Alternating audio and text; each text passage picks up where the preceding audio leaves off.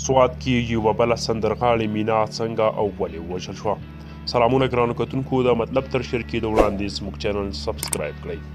د خیبر پښتونخوا د سیلګرۍ په سیمه کې سوات کې ځي سندرغاړي مینا د هغې خپل خاوند په ډزو وژلې ده. د سوات د پولیسو په وینا دا پیښه د سې شنبې په ورځ ناوخته د سوات د موسیقارانو په چمبڼ علاقه کې رامنځته شوې ده. د بڼ پولیس ثانیې مشر اس ایچ او طارق علي ویلي د مینا خاوند چې شوکت نومیږي هغه په مینا باندې د روژه ماتي وخت نږدې ډزې کړي دي.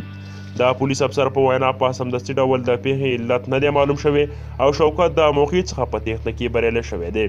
په سوات او د خیبر پښتونخوا په بېلابېلو برخو کې وخت په وخت د سندرغاړو او په ځانګړي ډول د ښځینه هنرمندانو د وژنو پیښې رامنځته کیږي. د روان کال فبرورۍ په میاشت کې په مردان کې د پښتو ډرامو هنرمنده لبنا چې په ګلالۍ مشهوره وه مړې یې د مردان په چوره سیمه کې د ګنو له یو پټي څخه ترلاسه شوې وه او په تشدد وژل شوې وه. تېر کال د اګست په میاشت کې د خیبر پښتونخوا اپا نوخار سیمه کې د سټیج پښتانه سندرغاړي او ماډله رشما خان د هغې خاوند په ډزو وژلې وه.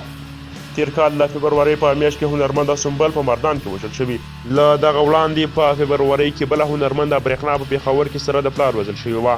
د سوات د موسیقارانو د چم غزاله جاوید چې په کم عمر کې د خپلو سندرو او رقص له وجې مشهوره شوې وه د 2012 کال د جون په میاشت کې د خپل پلار سره وژل شوې وه.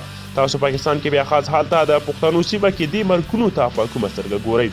ما چې څومره معلومات وکړ نو اسلام کې هم د سندرغاړي مرګ نه دروه. خبره دا ده هلته د بدکاري مرکزونه شتون لري، خو یوه ورځ هم خبر خپور نشو چې د کوم بدکاري مرکز مردګاو چا ووژلو.